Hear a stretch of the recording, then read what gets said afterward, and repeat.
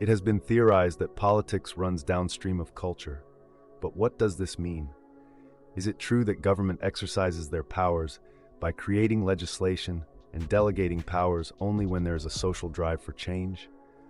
Would it be possible for government to manufacture consent in order to subvert the downstream running of politics from culture? That is, can government, through the use of its powers and public-private partnerships in media and industry, dictate what does and doesn't become law?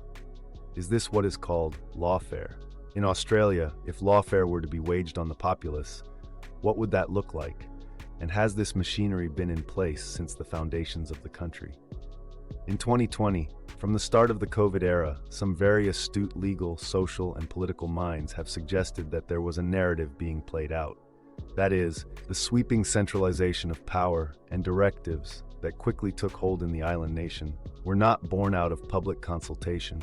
Instead, they were introduced under the guise of necessity through a fear campaign and with the use of incentives.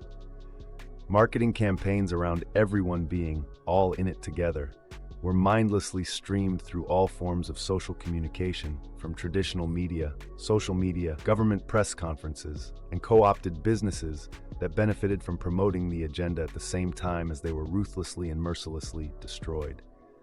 When all said and done, the narrative resulted in the biggest shift in wealth redistribution that the nation and world had ever undergone. Large corporations saw benefit while smaller shops and businesses went bust through 2020, 2021, and 2022. The questions remain: why? How? If there was indeed a narrative playing out, that is, a top-down approach that manufactured consent, driving policy not from a demand from the public, but from powerful corporate interests, what was the narrative and how was it rolled out in Australia? On reflection, the question can easily be reframed, for it became self-evident that, at least on the ground level, the entire purpose of the whole narrative was to ensure that every single person in Australia was jabbed. If the goal was to jab a nation, how then would the trustees of the goal go about ensuring their target was met? That is, if you wanted to achieve vaccination levels to around 90+%, how should this be done? Firstly, what are the pillars involved in medical procedures? That would be the doctors, the patients, the law, and the authorities. Traditionally, medical treatments are voluntary, and even at the beginning of the vaccine era, though a government-corporate partnership, workplace surveys found that despite the well-publicized risks of the virus, only around 40% of the workforce would submit to vaccination voluntarily. This would lead to the first pillar to fall, starting with the providers of medical services, the doctors. Through executive directions, doctors who are registered medical practitioners regulated by the national law were compelled to be quiet and provide vaccination without question. This was achieved through the threat of the national law suspension power. Under this power, practitioners that have spoken out were threatened, harassed, bullied, and ultimately suspended. When medical practitioners are suspended, they can't earn a living anymore. It became a choice of shut up or lose your job. Of the 100,000 medical practitioners within Australia, only a handful objected to the vaccination regime and propaganda. Those doctors that did object did so on the basis that they would not abandon the right to privacy, choice in medical treatment, and most importantly, their oath to their patient. These doctors knew that the first treatment option is to do nothing. Even with the wholesale coercion of medical practitioners, the recipients of services are free to choose or not to choose vaccination as their preferred preventative treatment for COVID.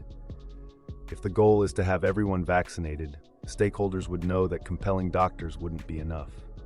The people needed to be compelled. Unsurprisingly, through the same coercive measures utilized on doctors, coercion was also employed on the recipients of the services. The public health acts of the states delegated powers to the executive branch to make directives that were reasonably necessary to protect public health. Lockdown laws stressed the populace to the point where they were baying to get out of the soft tyranny. And there was the government with handout, providing the people with a solution to the problem. The problem was lockdowns. The reaction was anxiety, depression, and helplessness. The solution was en masse vaccination, mandated at the state level. The Commonwealth was not without its input, The Australian federal government, having signed on to Pfizer and Moderna contracts to provide millions of jabs to the Australian people, further supported the state mandates by requiring doctors to upload vaccination information upon consultation. It was clear that in order to carry out the plan, the government needed to be able to identify those that are vaccinated from those whom are not. Once more, coercive force has been used against the doctor, for if they don't upload vaccination status, they were targeted, threatened, fined, and lost rights to provide medical services.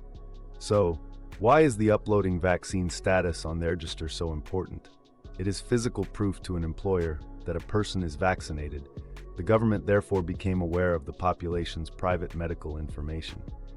The state acts, in combination with the federal government, compelled the population to provide proof of vaccination when out dining in restaurants, cafes, and most pivotal, to keep their jobs.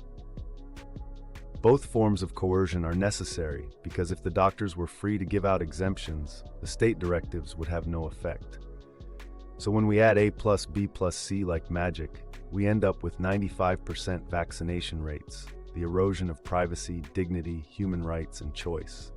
With coercive measures in place, however, it was not enough to merely vaccinate the nation.